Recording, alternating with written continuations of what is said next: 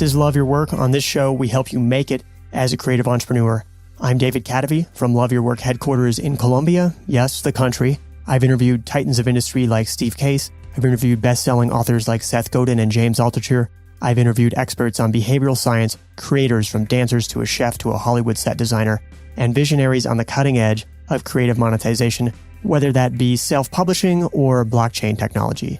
And from these conversations, I pull out lessons to share with you on how you can find your unique voice as a creative entrepreneur, how you can nail the right mindset to succeed, and how you can be the first to capitalize on new opportunities to make a living making your art. So if you are new here, welcome.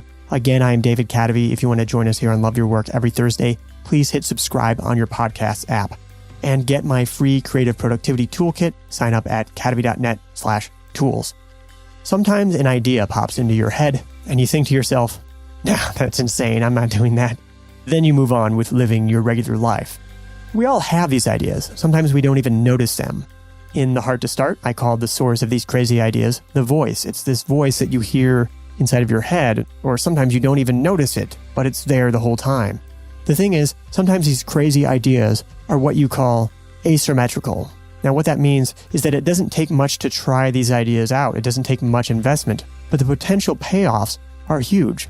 Now, our guest today has got to be the king of crazy ideas. Tynan is his name, and that's it. He just has one name, kind of like Madonna, Tynan. Just a few of the crazy ideas that Tynan has followed through on. He owns a private island, and it's not as expensive as you think. He lived in San Francisco, rent-free, in an RV for several years, and he also owns a minivan and a Bentley. Tynan is also a serial self-publisher. I have to say that watching his self-publishing story for me was personally a source of inspiration as I made the leap from traditional to self-publishing. I first met Tynan several years ago. He joined mutual friends of ours for dinner during my several-week mini-life in Austin. And when I met Tynan, I remember I thought to myself, if and when I have a podcast, this is definitely the type of person that I would want to have as a guest. Now, here's just some of what you're going to learn today. What thought processes can you employ to seek out interesting opportunities in your life? How can you prevent yourself from making an emotional decision about your crazy ideas and instead see the true cost benefit of those ideas? And if you have a crazy idea, but you have hesitation about following it, what are some ways you can break through that hesitation and any other mental blocks that you might have in your way? Now here is Tynan.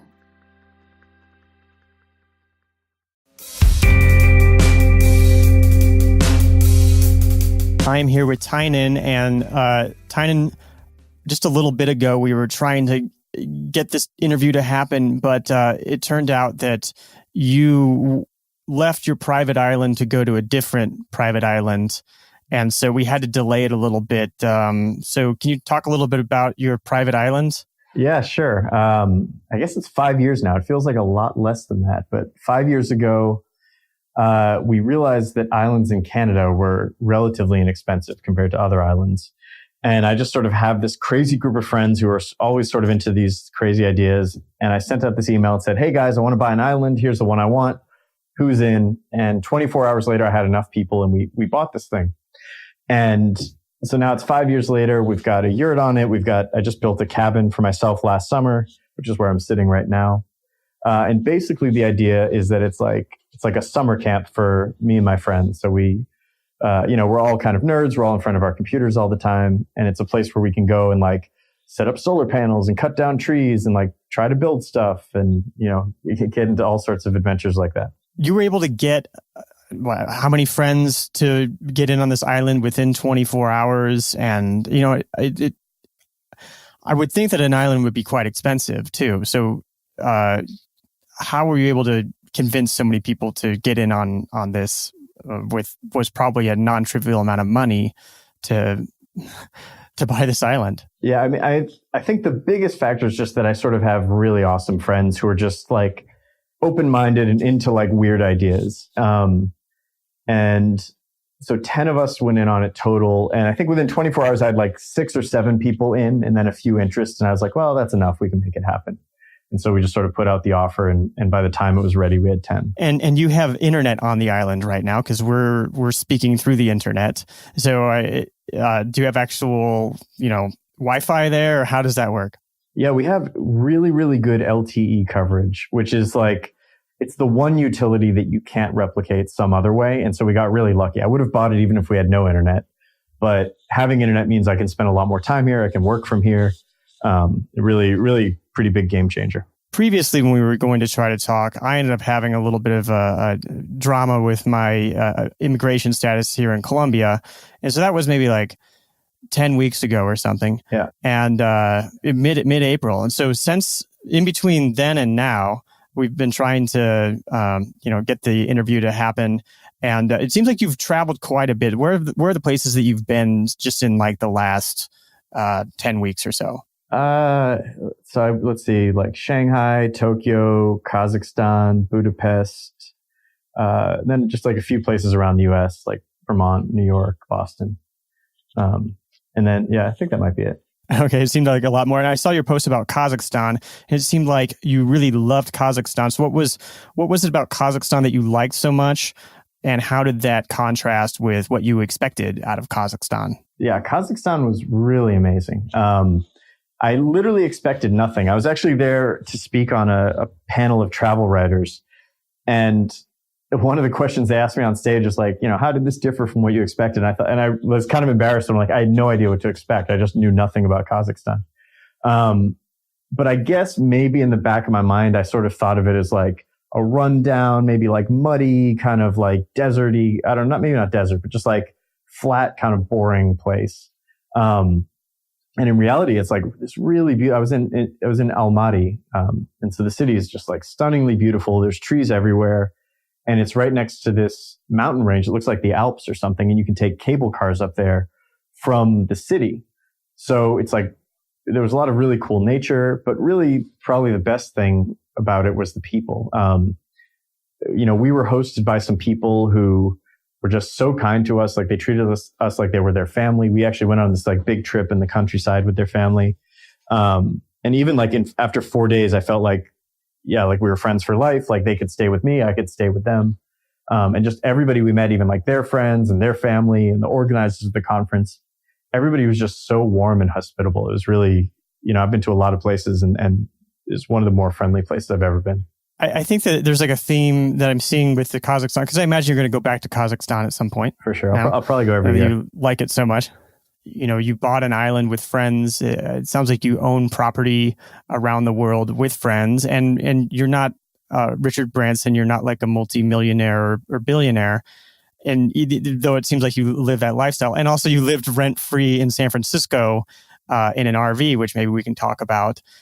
Is there some kind of a theme or philosophical underpinning to how you were able to, or why you value these experiences that are so unconventional? I think it's maybe like I backwards rationalize the philosophy, but the way I see it, at least, is, there's a lot of people in the world doing a lot of things, and most people kind of do the same sort of things. And there's really, and there's nothing wrong with that. If that's what people want to do, that's totally cool. But for me personally, I have this drive where I think like, well, if somebody else has already done it, or if a lot of people have already done it, it doesn't mean it's wrong or it's bad, but maybe it's not going to be so interesting. And maybe if I just go do something different, I'll discover something that then I can share like with my friends or kind of have a unique experience.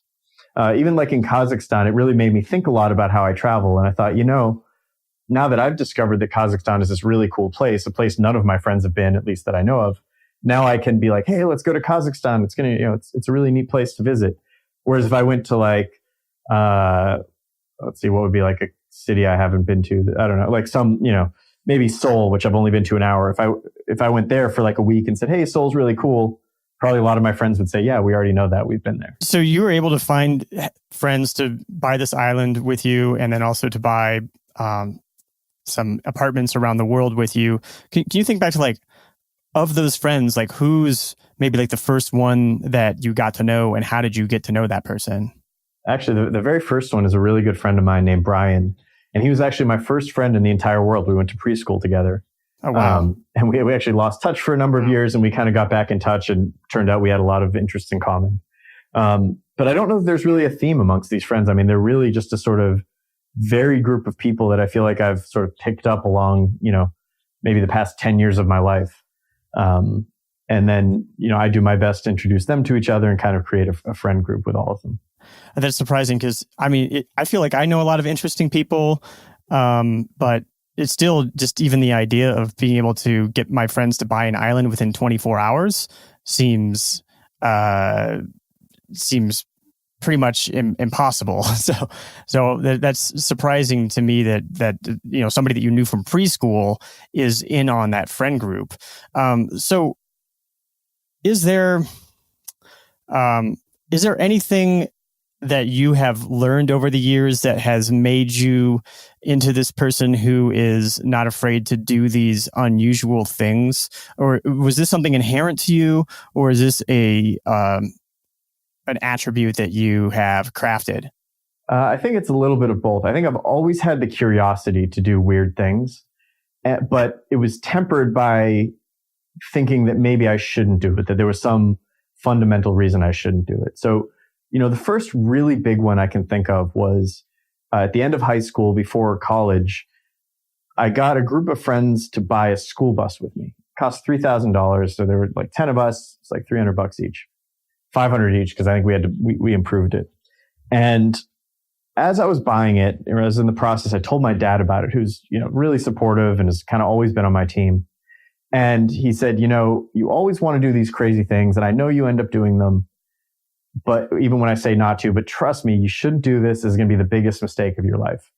And my dad is like a really smart guy, like really kind person, like don't have a single bad word to say about him. And so I took it seriously, but I still just kind of knew I was going to do it anyway. And I did it. And it turned out to be one of the best decisions of my life. And what it made me realize was that nobody has all the answers, right? Including myself, but certainly including other people. And even people with the very best intentions who really want the best for me don't really know what is best for me. In fact, sometimes you don't know until you try it. And I think that one experience really blew the doors open for me. Where I just sort of had this realization of like, okay, if I think something's a good idea, I'm just going to try it. And was that something that happened immediately? Was it just you had that experience, and from then on, every single time that you had some wacky idea, you just went ahead and did it without hesitation? Or was there a process to overcoming that hesitation? It was pretty much a light switch. Like, I don't, sometimes our memories aren't exactly accurate. As I remember it, though, I was on a road trip with like 9 friends in this school bus. Like, I think we were in California, but I don't really remember where we were. And I just remember looking out at the bus and thinking like, this is so cool. I've got all of my friends here. We're in this crazy bus that we built ourselves that like people said we couldn't do. We're on this road trip that like most people couldn't do. And I just thought like, this is the best thing ever. I feel that way sometimes when I'm like traveling with my friends, or like when I'm on the island. My family was just here on the island with me last week, and I felt that way. And it was maybe like one of the first times I really had that feeling. And it just sort of, I thought about what it meant and where it came from. And I immediately thought like, oh yeah, my dad told me not to do this. And as I remember it, that was sort of a light switch moment for me where I was like, okay, from now on, if I want to do something, I'm just going to do it, because I don't want to miss out on one of these. Do you ever look back on that and think that it was possible that you could have not had that experience, and then that you never would have developed this philosophy, and that would have changed the entire course of your life? It could have. It's so hard to know what effects these things have. I like to believe that I would have found it some other way, but who knows? There's no way to know. But I also feel like I have the kind of attitude in general where like, if it was a colossal failure, and I guess in some ways it was, the thing died outside of Vegas and we abandoned it, so we lost our money eventually. But if that had happened on the first trip or something, I still sort of feel like I would have found a way to paint that as like a positive experience. Mm-hmm. Like even building it was really fun. Like we had a blast building that thing. Well, here's the thing I'm kind of trying to figure out is that you had this experience. It was kind of like a light switch. And now from then on, you've operated with this philosophy of that if you have some interesting idea or thing that you want to do, you just kind of go ahead and do it. And I know that there's a lot of people out there, myself included, who, we get an idea like, oh, maybe I'll move to Colombia or something. And we run the risk of not doing it or not trying it, not going forth with it. So I wonder how much insight you have into, I know you do some coaching or you sometimes do live events with people who probably run into those sort of mental blocks. Is that something that you've seen? How is there a fundamental way for people to break through that hesitation? Yeah. So, I have a pretty strong gambling background. I was a professional gambler for many years, like eight years or something like that. I was, I did really well at like the World Series of Poker, all that kind of stuff. And so I fundamentally am always sort of subconsciously calculating the odds for things. And if it's a big decision, maybe I even consciously calculate them. And what I find are that there are a lot of situations, not just for me, but for people I coach, for friends, for family members, where you get into a situation where the upside is really, really big, maybe life-changing, and the downside is limited and really not that bad. So for example, the school bus, right? If we buy the school bus, it was $500 each. Yeah, you're a high school, college student. That's not nothing, and it sucks to lose $500. But all of us can handle losing $500, and it's not like a life-changingly bad event. On the other hand, buying the school bus, if it turned out to be a good thing, which it happened to, maybe is a life-changing experience because you forge friendships with these different people. You see parts of the world you wouldn't see. I have this story that in some ways, probably helped my blog, right? Like it was a big thing in my life. The RV is another perfect example. So whenever I find myself in a situation like this, I have a massive bias towards doing it. I try to push other people to do it because a lot of the times what's holding people back from doing it is that something feels like, a all capital big deal. And that's only, but it's not really a big deal. A lot of these things feel like big deals because maybe, because there is that potential of upside and that makes it feel like there's some gravity to it. But then when you think about what's the actual downside if it all goes haywire, it's often pretty small. And if it's not small, there are often ways to minimize it. It's funny. Maybe part of what makes it feel like a big deal is the fact that it's such an interesting thing to do. Right, that it's uncharted territory sometimes. I remember you saying that you have read this guy's books, but you weren't really into his writing style. But it makes me think of Nassim Taleb and sort of the Black Swan, anti-fragile themes that he talks about. The idea of having a bunch of small bets that have relatively low downsides, but have extremely high upsides. And I think that's interesting that you were saying that maybe it was helpful for your blog too, because I think this is one of these things in marketing or audience building that people run into a lot of times where they think like, oh, if I just keep doing this relatively uninteresting thing over and over again, which may include like tweaking Facebook ads or something, like, okay, eventually my audience is going to grow. When in fact, you can take the same energy or even less energy sometimes. And if you pick the right thing to do, then suddenly that's way more interesting to people and that grows your audience more. Is that something that you have found in running a blog? You have a quite popular blog. Yeah, I mean, I totally agree. I think, that's certainly part of why I do weird things. Like whenever, even before I had the blog, I always like to be able to tell an interesting story. And so when I'd be getting into some weird situation, I would always think like, well, at least it's going to be an interesting story, even if it's a disaster. And I also feel like in a world where there are so many people that are public and accessible and who are competing for your attention, like you really have to figure out what's unique about you and then go full force on that. Like your strength is not tweaking Facebook ads, probably. Maybe it is, but for most people it's not. And so I know for me, or at least I believe, what my strength is doing weird things that other people aren't going to do and then trying to make them relatable to other people so that they can do the same thing or they can do like a scaled back version or learn from it, even if they don't do it. But I feel like a lot of people are basically trying to be like the next Tim Ferriss or the same, and it's like, you got to do your own thing. I mean, I think one of the more interesting things that you did was live in San Francisco in an RV. How long did you do that? How did that begin? I think I lived in an RV total for, actually, it was a pretty long time. Maybe about six 6 to 8 years, something like that, 7 years maybe. Whoa. Yeah, not all in San Francisco. I was in Austin for about 2 years, and then I moved to San Francisco because it gets pretty hot in Austin. And it all started in like 2006 or 2007. I was in Austin, and actually I was thinking about that school bus that my friends and I used to have and how much fun it was. And I thought maybe I could just buy an RV that just like my friends and I, my girlfriend and I could like travel around in. And so I looked online, I kind of like narrowed it down to a couple small models and chose one off eBay and just sort of like bought it that same day. There was a good deal. And I asked my girlfriend if she would come with me to pick it up. And she said, I know that if I go with you, basically we're just going to drive 24 hours straight. It's going to be not fun. So I'll go with you, but you have to agree to do 3 fun things on the way. And I said, okay, I'll do the 3 fun things. And so we went to Carlsbad Caverns. We went to White Sands, New Mexico. And I can't remember what the last one is. But as a result of doing these fun things, we ended up living in it for a few days.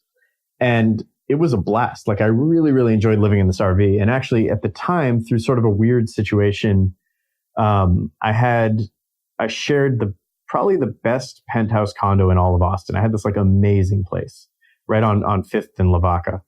And I liked the RV so much, I never slept in that condo again. We sold it and I moved into the RV.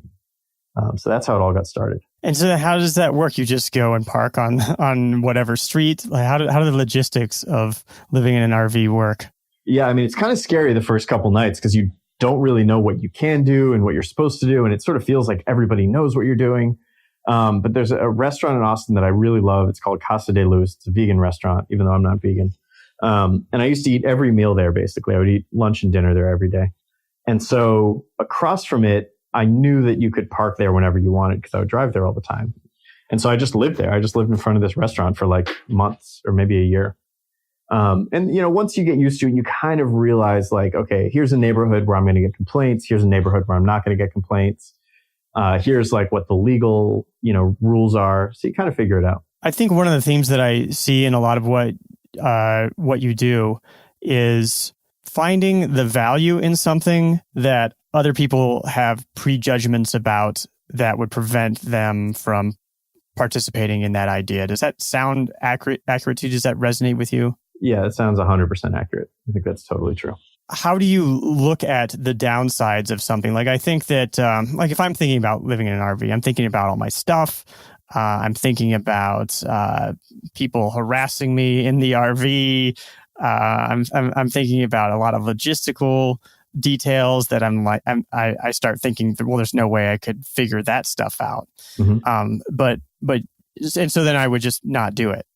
Right. So, but you go ahead and do it. So is there a way that you think about those things, or do you just not think about those things? What's the way that you go about that? Yeah. So actually I had this exact scenario come up a couple of months ago. I had a coaching client who was interested in moving into an RV, but understandably was like nervous about it, like probably most people would be.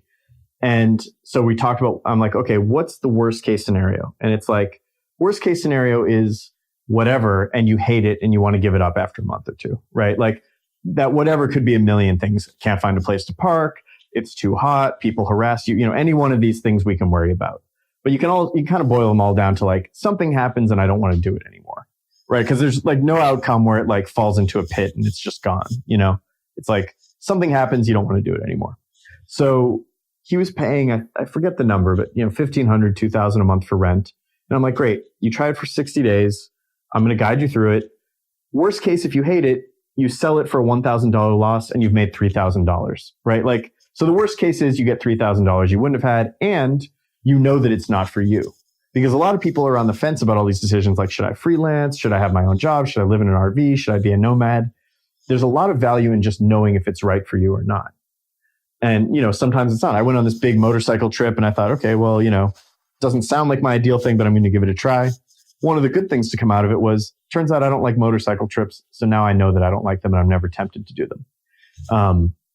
So like, I always think like, what's the realistic negative side? And is there some way I can turn that into a positive? And usually there is. And how do you feel about sort of testing or prototyping? Like in the case of your coaching client who wanted to live in the RV, was it considered like, oh, well, you could rent an RV for a couple nights, keep your apartment, keep all the stuff, test out a few scenarios and see if you like it then? Is that something that you are a proponent of? I guess I'm sort of a proponent of it, but I don't really do it. Actually, we did talk about that and I encouraged him to do it, but the problem with that is that like to rent an RV and stay in it for like, first of all, staying in it 2 days, you aren't going to know anything. So you have to do it for like a week. But to stay in an RV for a week, it's probably going to cost you about $1,000 to rent it. And it's also not really the same sort of situation. Like, for example, the island that I'm on now, if we rented this island for a week, I would have no idea what it's like to own an island. So we actually bought it and then we visited it. We actually camped on it the night before the deal closed just to make sure we liked it. I think oftentimes you don't really know what it's like until you do it. And oftentimes the actual cost of doing something is much lower than it seems. So when you did go camp on this island the night before, what was that situation like? Were there any surprises there? Did you consider not putting the deal through? No. So, a lot of times when people are thinking about the factors in a decision, they're considering so many different factors that it all kind of gets mixed up and you end up making an emotional decision. So what I do is I think, what are the factors that actually matter to me? Because usually there's really only one or two. And for the island, I remember my one factor was like, is it a swamp? Like, if it's a swamp, then we can't do anything on it, so I'm not going to be interested. If it's not a swamp, we can pretty much turn it into something good. Maybe we can't build buildings on it, so we'll just have to camp. Maybe, it's just going to be like a place where we have some canoes and we canoe around or whatever. But if it's a swamp, we can't do anything. So I got here, realized it wasn't a swamp. And as soon as I realized it wasn't a swamp, I knew we were going to do it. Now, I recently read your new book, Forever Nomad, The Ultimate Guide to World Travel from a Weekend to a Lifetime. And one of the things in there that I found very interesting was that you own various apartments around the world with your friends. Can you tell us a little bit about which cities do you own apartments in, and how does that arrangement work with your friends? Sure. The island was the prototype for it, and it worked so much better than I ever expected. I split it with friends because I couldn't afford it by myself, not because I thought I wanted to share. I kind of wanted it to myself.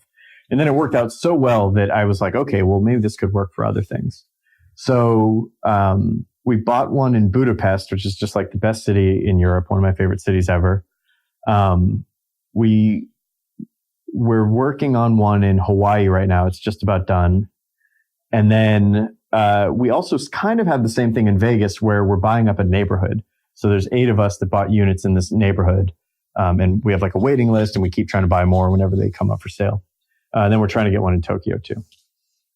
And it's very, very easy. And again, I think that like, it's all about the people. Like I just have the right friends to make this work.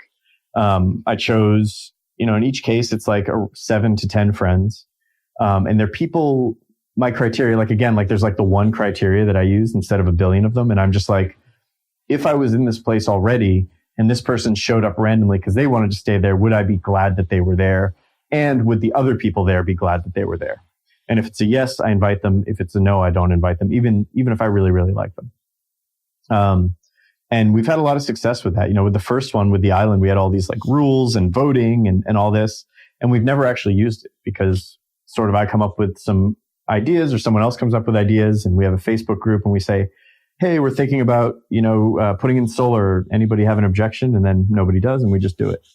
So yeah, it's just super, super easy. And you basically form a company like an LLC, and then everybody owns shares of that company, and that company owns the property. Is that how that works? That's exactly how it works, yeah. And do you rent out the apartments on Airbnb while you're gone? No, we never rent them out.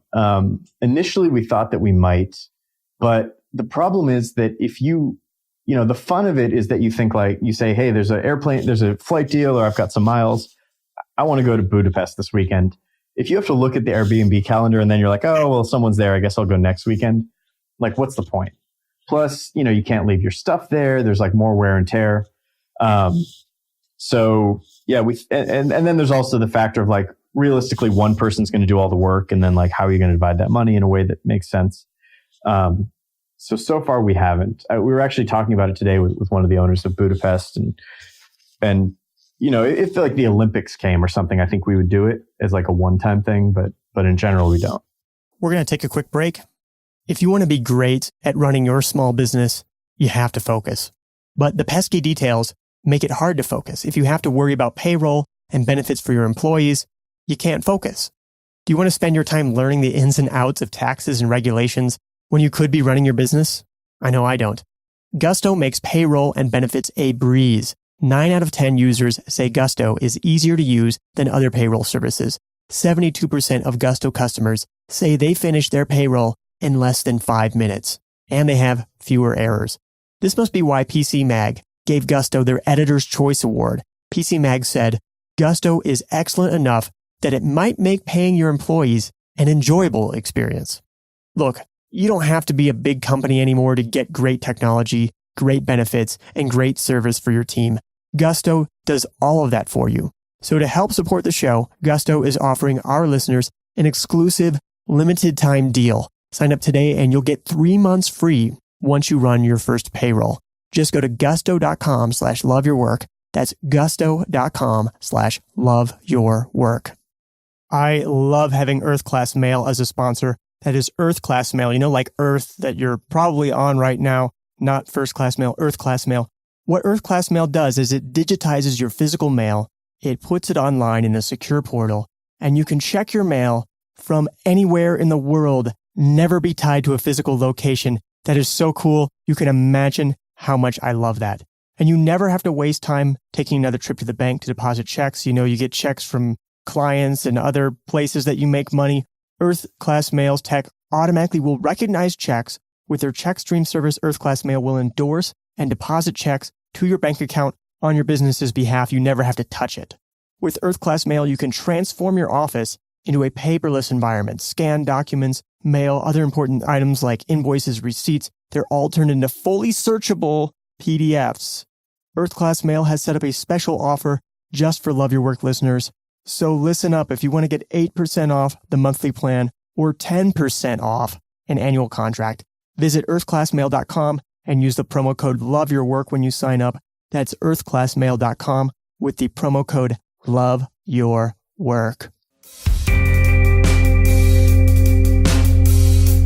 Another thing from Forever Nomad that really struck me was your hard sell on Las Vegas. Yeah, of living in Las Vegas, because for me, I think Las Vegas, and this seems to be a reaction of a lot of people that I've talked to about this, is like, I really don't like Las Vegas, but you made it sound really appealing. Good. Can you give a little bit of your hard sell on what? So that's your main home. That's your home base, right? Yeah. Las Vegas. Mm-hmm. And so what is it that you love about that? I've always loved Vegas, but I only knew and only loved the Strip. I was a poker player, and I love the sound of slot machines. I like the buffets. I really do like the Strip. And so the whole reason I bought a place in the beginning was because I thought I'd come here anyway for poker. They're like, the prices are good. It seems like a good thing. I'll just buy it, maybe come occasionally. Never thought it would be my home base. And when I told people from Vegas that I was doing this, they said, oh, once you move here, you'll never go to the Strip. You only stay off the Strip. And I thought, that's crazy. I've been coming here for 10 years. Of course, I'm going to be on the Strip all the time. I love it there. I live 10 minutes from the Strip, 15 minutes from the Strip. And it turns out that outside of the Strip is like this whole awesome city that has like really incredible high quality food. There's like a lot of fun stuff to do, and it's just easy. You can park everywhere. You're 5 minutes from the airport. You're like, the prices aren't ridiculous. It's like you go to San Francisco now, a city that I lived in and love in a certain way, but it's like everything's artisan this, and it would cost $20, for like a piece of toast. You go to Vegas and you get the best food in the world, and you're sitting in a fold-out chair, and it's like $5 or $10. So I sort of have this contempt now for like these big cities like New York, LA, San Francisco, where I feel like the value proposition they offer is gone, right? Like I feel like it's too late for those cities. It's a total sucker bet. Yeah. That's how I feel. And I feel like they used to be like, when I was in San Francisco at first, I was like, damn, this is like the best place on earth. I don't see why everybody doesn't want to live in San Francisco. And truthfully, I was probably a little bit late to San Francisco. But now it's like, I feel like they're riding off their cachet and they're just not that great. Whereas Vegas, everybody has this knee jerk, like, oh, I hate Vegas. Vegas sucks. But it turns out it's like the best place to live. We all love living there. And one of the things that I found really compelling was the idea that, and maybe this isn't always the best reason to live somewhere, but that it's easy to get out of Vegas and go other places. Some of the best airfare to places all over the world, right? Yeah, I mean, especially in the US. Like, I get $20 flights to San Francisco all the time. You can get $20 flights to even cheaper sometimes to LA. Like, I went for 5 hours. $20? Yeah, each way. I went to visit, my friend had a dinner for her birthday in San Francisco. I went for 5 hours just to go have dinner with her. And it's probably cheaper than if I could do that every week, and it would be cheaper than living in San Francisco. It's not the number one cheapest place for international, but it's pretty close. Like, I think especially if you factor like Asia plus Europe, like, yeah, it's like pretty close. And like, if you're in San Francisco, you have to pay $20 for like a Lyft line or $30 for a Lyft. New York is like $50. In Vegas, it's like $3 sometimes, and it's like a 10-minute ride. It's really easy. So yeah, I think for a nomad, if I had to live there full time every single day, 365 days a year, maybe I would choose somewhere like New York or San Francisco just to have a little wider access to stuff. But if you're a traveler, I think it's easily the best bang for your buck. But even just, money aside, I'd rather live in Vegas than San Francisco at this point if I'm going to be there 6 months a year. Now, what about, I believe you have a minivan, which is one of these things that I think people would have a knee-jerk reaction to. And then do you still have a Bentley as well? Yeah, it's being repaired, but we got T-boned in it. So that's an unusual combination of cars to have. Mm-hmm. What's the thought process behind those decisions? when you were talking earlier about like capturing that value, everybody's scared of Bentleys because they think that it's like the craziest thing to maintain. And there is some truth to that. Like, it's not a cheap car to maintain. But of course, I did my research. I've always loved Bentleys. The 99 Bentley Arnage, it uses a BMW engine and a pretty standard transmission. So the big stuff can be worked on by like any shop. In our world today, we have a lot of fake luxury, right? Like, if you ride in a new BMW, it's not leather. It's like, fake leather dashboard, a lot of plastic. Like, I'm not saying it's not a good car. And at the end of the day, who cares? You get from point A to point B. But it gives the illusion of luxury, whereas really it's not, what makes it so luxurious. The Bentley, especially in that era, was really made by hand. Like, I've taken mine apart to put in a stereo. And like, you see the like handwriting, like the pencil markings from the person who put it together. It's all hand built. The headliner, the part above you, the ceiling, is leather. And the only leather they use are from these cows that are in this pasture that doesn't have barbed wire because they don't want nicks in the leather. Like, it's just, it's not fake wood. It's like hand laminated and pressed wood for everything. So I like the idea that it's like this real luxury thing. And it's like, in some ways, it's the best car man has ever made. I mean, it sort of depends what your criteria are, but by my criteria and by certain criteria, it's the best car man has ever made because they don't make them like they did then. And it's also the number one most appreciated car in the world. My car, when it was new, was the equivalent of about $300,000 in today's dollars. I bought mine for $20,000, $23,000. Wow. Yeah. And so, it's funny because people think it's like this frivolous thing. And I'm like, look, you're leasing an Acura that costs twice as much. You know what I mean? But if you can afford to buy a Bentley cash and you've always wanted this Bentley, why not buy it? And again, like, to me, the downside was, okay, worst case, I sell it for $5,000 loss, which would be like, it would get snapped up in a day for $5,000 less than I paid for it. But a lot of why I wanted to buy it is I was just so curious. What is it like to ride in a Bentley? I had the opportunity to ride in, actually Rick Rubin, he's a famous producer, to ride in his Bentley in 2003. And I didn't take it because I was kind of confused about the situation. I was like, oh no, it's okay. And I always wondered what that car would be like because I thought it was such a cool car, same car as I have. And so I thought, okay, well, worst case, I sell the thing, I lose $5,000, but then I know what it's like to have a Bentley. And so that's that. I've always loved minivans. My dad had one, and he was a carpenter and handyman. And he was always so proud that it could have a 4x8 sheet of plywood in it. It was even the first Chrysler Caravan or Chrysler Dodge Caravan could hold a 4x8 sheet of plywood, which is just a standard building size. And I had this place in Vegas. I was doing a lot of projects on my own. And like, it just always seemed like I needed to like move some furniture, or pick something up, or get plywood. And so I rented a minivan, and it was such a pleasant experience to have this minivan that I thought, well, let me see how much they cost. Maybe I'll buy one. And nobody thinks minivans are cool, so you can buy them for next to nothing. I bought mine for $2,500. It has, it's like a 2005, perfect condition, 110,000 miles. And what's cool about the Dodge and Chrysler minivans is that they have a patent, and all of the seats in the rear, the middle and the rear seats, fold flat into the floor. So you can you can be driving, picking up your mail, eating lunch, and you say, hey, let me go to Home Depot, get a bunch of lumber. In the parking lot, in about 2 minutes, you fold all the seats flat, and then you fill it up with lumber and you drive home. I also have a lot of friends that visit me in Vegas, and so then I can fit 6 of them plus me in this car. Minivan is basically the best car in every single way, except that it doesn't look cool, but who really cares? Honestly, when I drive the Bentley around, I feel like a little bit embarrassed because I feel like people think I'm trying to be so cool with the Bentley.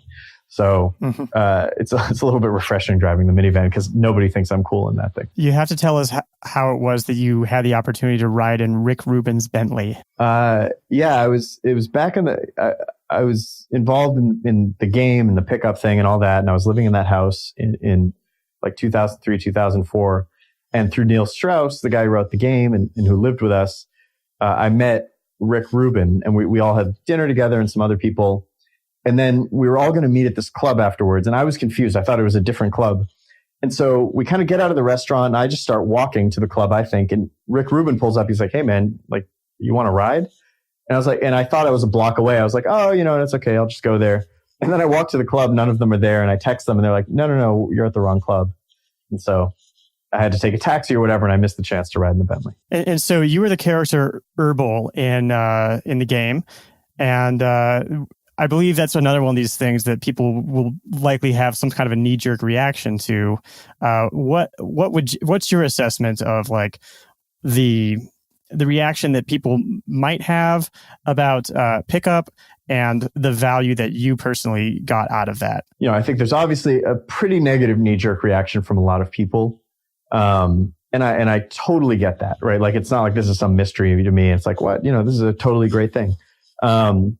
In fact, hey, to be honest, when I got into it, maybe I didn't think it was such a great thing, but I was like, hey, I need this, right? Like, I don't know how to talk to girls. I need to learn something.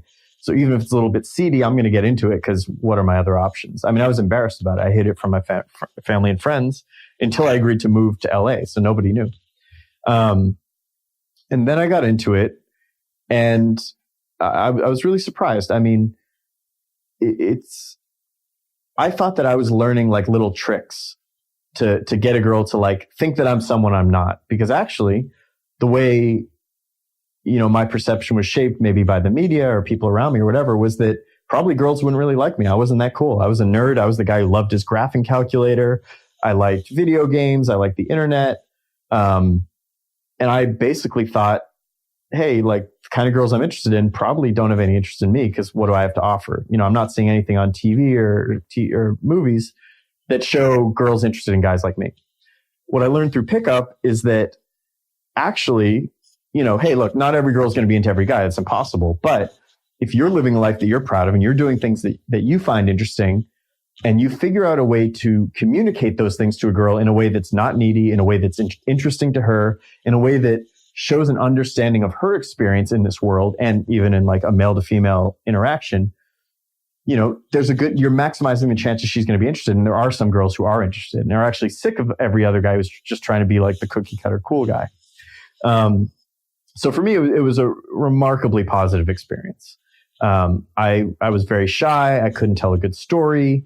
I had just no idea what it was like to be a woman in a dating situation. I didn't know what their concerns were. I didn't know what their goals were. I didn't know how they perceived things that I might do. I mean, I just had, I had no idea. I was swimming in the dark. So for me, it was a really valuable experience. It, changed my relationship with women. It changed my relationship with my friends, with my family. I'm married now. I'm certain I wouldn't be married or, if it wasn't for pickup, or at least not to an amazing woman like I'm married to now. So yeah, for me, it was, for me and my friends, it was a really positive experience. I have seen people that I think have sort of perverted it and or have used it for, ends that I don't personally think are ends that I would use it for. But, that can probably be said about most things. Now, what about self-publishing? I remember listening to your interview on Noah Kagan's podcast and you talking about your self-publishing. And I realized you have been self-publishing books on Kindle for like 10 years now. Yeah.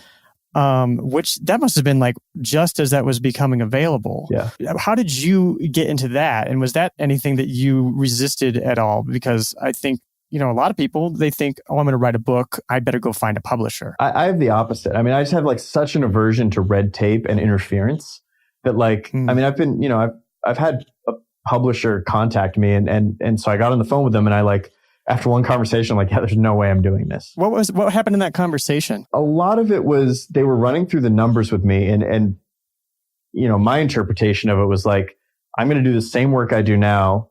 You're going to have some say in what I do. And then you're going to take some of the money. And even the way they were pushing it was sort of like, oh, it's like a prestige thing. Like if you have like a book by a publisher and like when somebody's trying to sell me something as a prestige thing, like instantly I don't want to do it. It's like, if that's the value of this is that I'm going to have some it's like when the blogging company I started called Set folded, I had like a pretty big blogging platform contact us. And they were wanted to buy it for nothing. And they're like, because then you can spin it as this acquisition. I'm like, oh, give me a break. I have no interest in that. Okay. And so, yeah, it seemed like probably I would make more money just doing it myself. I would have all the control. And they were really wanted, they were like, do you ever do speaking things? Cause that's like a great way to sell books. And I'm like, oh, they've got this agenda. I don't want to be a part of this. And so you just started publishing things on Kindle. And 2008, I think, was your first book. Was that like when it was just first available? How did that begin? Yeah, I actually think I published even before that. I think like 2004, 2005 with CreateSpace on the printing on demand paperback. I did that before Kindle. And I just had a friend who I was a professional gambler for a lot of years. It sort of ended suddenly. Didn't know what I was going to do next. And I had this friend who was a successful, actually, he's in Austin, this guy named Mike Dillard, successful marketing guy, who I look up to. He's a very smart guy. And he's like, hey, you never wrote a book about that pickup thing, huh? And I was like, no, I've never written a book at all. And he said, oh, that's weird because that's like a pretty unique experience you could probably write a good book about. And it had never even crossed my mind until he mentioned it. Went home. I used to have this thing called the Libretto 110. It's this tiny laptop, 7-inch screen. The whole point was you could fit into your pocket if you really jammed it or if you had skater pants. And I wrote the entire book in 48 hours, my first book, on that little tiny computer. And it did pretty well. It didn't do amazing or anything, but it immediately made money. And I still to this day, I think it's pretty poorly written. So I keep wanting to take it off Kindle and off CreateSpace. And every time I look at the numbers, I'm like, I still make a few thousand a year. I guess I'll keep it, And yeah, and because it worked, then I wrote other books and yeah, I just keep doing it. I might be done now, but I don't know. So now you have 10 books, right? Yeah, 7. Yeah. So how has, your ideas about books changed from, your first book that you published until now? I don't know that it really has. Well, that's not really true, I guess. The first one, I spent a lot of time on the layout. I really wanted to make it this cool looking book with inverse colors on this page. And I did all this crazy custom design stuff. I went really deep on that. And I sort of realized nobody cared, right? They were psyched about the information. I got all these emails where people were hey, I was a virgin and now I've got a girlfriend. Life's great. So thanks. And nobody was hey, really cool formatting. So I kind of went in the opposite direction where after that, I was okay, well, if I don't worry about the formatting, I can get these books out faster. And then people got pissed off because I forgot to put page numbers on the books. And so now I do a little bit more. But yeah, I guess my general philosophy, which has maybe been refined a little bit over that time, is my only goal is to put out information that's going to be really valuable to people. And if I do that, I feel like they're going to overlook a few typos, overlook the fact that I'm not Hemingway. It's not beautiful prose. It's just clear, hopefully decent writing with really valuable facts in it and really actionable advice. So that's sort of that. Those are the kind of books that I like personally. So that's sort of what I try to do. Were there ideas about books that you had along the way that you decided not to write because of something that you learned in the process of writing and publishing and marketing these other books? The only one I didn't write, I actually wrote it. I wrote a book called Life Outside the Box. And it was like a pretty cool book, I thought. And I kind of forget what it was about, to be honest. But it's sort of like about like making interesting decisions, having a weird life. And I got all these like cool people to write guest chapters for me. And I wrote to Tucker Max to ask him if he'd write a guest chapter. And he said, well, send it to me. Let me take a look. And he read it and he was like, hey, I think this is good, but I feel like you could do better. And I feel like there's no point at the end. He's like, I read the book and it's well written and there's good stuff in there. And I leave it having no idea what you want me to do. And it was like really thoughtful advice. Like he's not a guy I know really well at all. And like didn't owe me any feedback or anything like that, right? He could have just, if he was like, hey, thanks, not interested, would have been totally like socially cool. And so I read it and I was like, that's really nice of him to give that feedback. I'm going to like think about it. And I like his books a lot. And I read it and I was like, you're right. There's no point to this book. And so I never published it. Huh. That's interesting. I mean, it sounds like an interesting book. I think it was interesting, but not actionable. And that's one, like it's a very consistent feedback I get is when I have actionable stuff in my books, people love it. And when I don't, they really don't care about the book. I don't know. Like probably I should have just done it. I think that like he made me feel like I had blinders on. I was like, oh, I thought this was a good book. Like I thought that I had this nailed and it turns out I don't. Maybe I can't trust my judgment on this one. And I think I just sort of lost enthusiasm for it. Like I'd done the sprint of writing the book and I just like wasn't that interested in doing it again. So I think I turned a lot of the topics into like blog posts. I feel like you might have got the same reaction from him if you would send any of your other books that you now have out in the world that are doing fine. I mean, do you feel like that's a possibility? It's possible, but I don't think so. I mean, I think it's like if you read Superhuman by Habit, I think that was the book that came out after. I think that was probably the next one I wrote after that. Super actionable book, and people love that stuff. And then I did social skills one. People like that. That had actionable stuff. I don't know. Yeah, I don't know. I read it and I was just like, I sort of maybe felt like maybe I was writing it because I thought it made me look cool, or it was maybe espousing a certain lifestyle without really giving people the tools to get that lifestyle. And I don't know, like actually this first time I've thought about this book in years, so it's not like really in my brain, but I just remember sort of having this feeling of like, anything I sell, whether it's cheap, whether it's expensive, like I want it to be a really good value for people. And like, not everything's right for everybody, but I want to like reasonably be able to believe like, hey, this is like, if somebody buys this, it's going to be a good thing for them. Like if people buy my travel book, impossible to me that somebody could not get enough value out of that to justify the time and a few bucks for it. And I think that book, I sort of felt like, yeah, maybe people could buy this book and maybe they'd feel like they got their value, but maybe they wouldn't actually get, anything useful out of it. So I don't know. Maybe I'll look at it again. So, and what about the income from the self-published books? Is it a surprise to you in one direction or the other? Has there been anything that you've learned along the way with that? So what's surprising to me is the longevity of it. Like, I just had no idea. I was writing a book just to write a book and just to see what it was like. And it's like, I think for the first one, there's some element of like, hey, I've never written a book. Like, let me just see what it's like. And, can I write one? Tick it off the bucket list. The longevity was really surprising to me. Like I still make money on this book that I wrote over 10 years ago. And Superhuman by Habit was my most commercially successful one. It's, I think, the one that people like the most. And it'll still, I don't know why, just like randomly it'll have some months where it makes like, I don't know, like $7,000 in a month, right? Which it hasn't made since it first came out. Yeah, for like no reason. And then it'll go back down to normal, like the next month. And I try to search for links, can't figure out why it does. So it's kind of interesting that happens. I wrote one called Around the World in 15 Friends. It's just, people always like it when I write like little travel stories on my blog. So I thought, hey, let me like flesh them out, make them like nice, write 15 travel stories, put it out in a book. I made no money on that one. I probably literally made less than $1,000 on that book total ever. And that blew my mind because before that, I sort of thought I've got these readers, like they'll just kind of buy anything I put out. as long as they don't get burned on a book, they'll probably buy the next one. And yeah, I was shocked. Nobody bought it.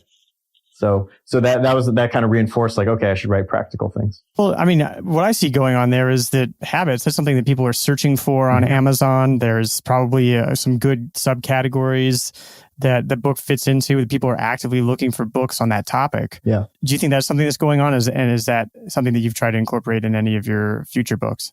I think it's totally true. And I'm totally unwilling to play the game. I guess like I just, I definitely care about money. I don't want to like seem like I don't, but it's nowhere near my top priority. So like if I have to fill my days with marketing, and there's nothing against marketing, I just don't personally enjoy it, right? It's just like not my thing. So like if I have to fill my days with marketing tasks and like trying to game the system in like Amazon, like I'll just do something else. Like to me, that's just like, luckily I'm at a point where I don't have to do things I don't want to do for money. And that's like at the top of the list of things I don't want to do. So I just have no interest in that. I'll put up books, I want to cater to my people. I don't try to even grow my blog. I have maybe 10, 15,000 people that read my blog regularly, and I'm just going to write for them. I want to write stuff that's valuable to them. And, if that makes me money, that's great. If it doesn't make me money, fine. I'm still going to write for them. Are you still writing a book on every cruise that you go on? Or was that a thing that you ever did? Yeah, I always did that. I shouldn't say every single one. I always have a very like set task for each cruise, and it's almost always a book. Like more than 50% of the time, it's a book. But on a couple cruises, I've done different things. And can you give us a quick hard sell on cruises? Because that's another thing that I've never done before. Oh man, you got to do a cruise. So it's funny. I was actually writing a post that I haven't published yet, but I was writing this post about like how to do big blocks of work or something like that. And I was trying to come up with examples, and I realized that nearly every single example I had, like most of them, were me on a cruise. It's just the number one best environment for work because you have no responsibilities. Like you don't cook food, you don't make your bed, you don't have to do anything. And then there's no like ad hoc responsibilities. Like, hey, can you help me do this? Or like, hey, I need someone to move my couch. Or like, hey, do you want to go see a movie? Like you just can't do any of that because you're on a cruise. Like my house could burn down and I would just keep doing what I'm doing because you can't get off the cruise. You're in the middle of the ocean,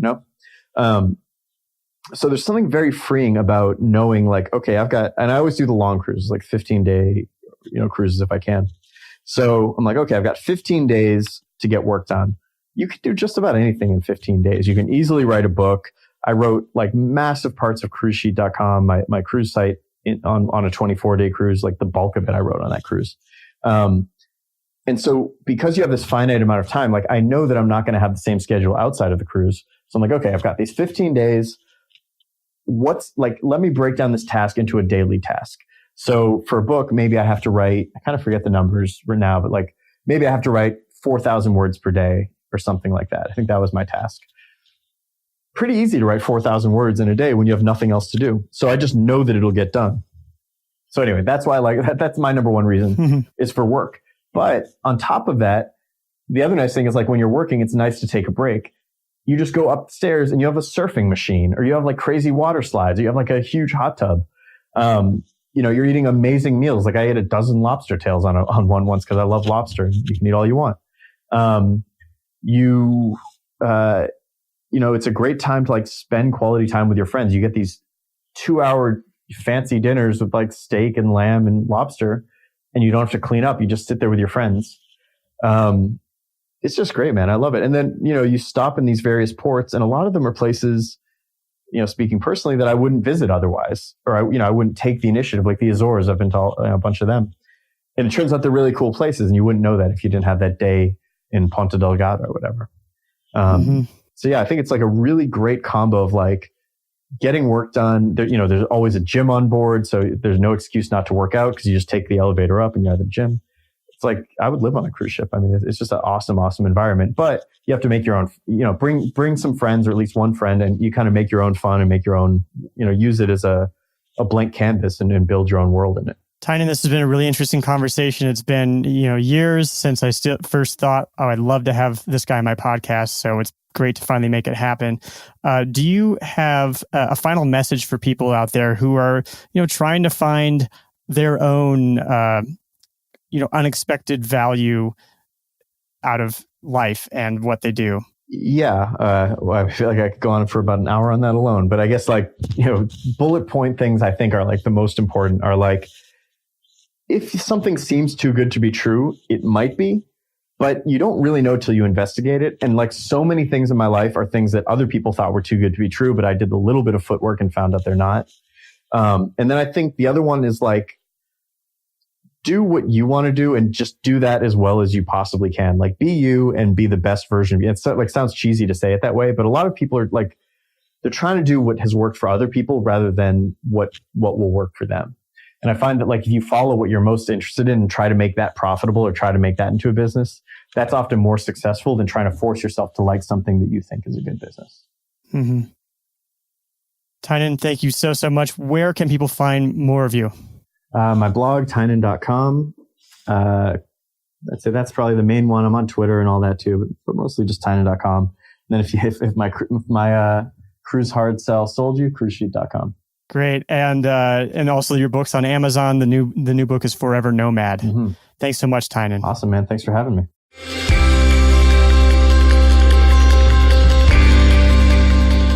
Is Love Your Work helping you find the intersection on your love and money Venn diagram? Does it bring you the inspiration and motivation to make you into the person that you want to be? If so, we, together, you and I, can make this the show that we want it to be. I'm trying to make a nourishing and thoughtful show, and I could use your help with that. Please donate to the show. Just a coffee a month will help support the hosting and production of this show. Just a coffee a month will help spread Love Your Work's message, helping more people live a balanced life with a healthy definition of success. To donate, visit our Patreon page at cadavy.net/donate.